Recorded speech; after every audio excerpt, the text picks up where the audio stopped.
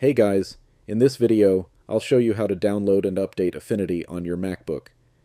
After being acquired by Canva, Affinity now offers professional-grade tools for photo editing, vector design, illustration, and layout, all in one app, completely free. Basically, you're getting the power of Photoshop, Illustrator, InDesign, and Canva combined into a single app. Before we begin, make sure to close any open Affinity apps on your Mac. Next, click the link in the video description. It'll take you straight to Affinity's official website. At the top right corner, click Get Affinity. Then select Sign Up to download.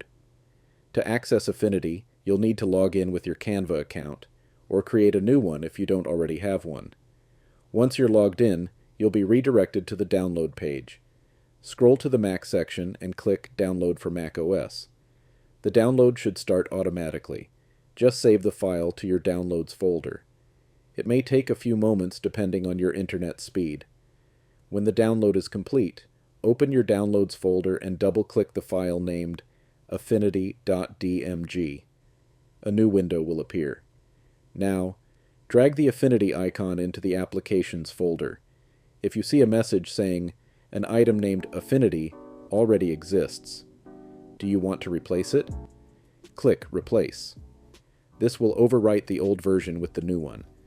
Once it's done, you can close the window and move the installer to the trash. Next, open your Applications folder and double-click Affinity to launch it. If you see a security message that says, "Affinity is an app downloaded from the internet," are you sure you want to open it? Click Open. Now log in with your Canva account.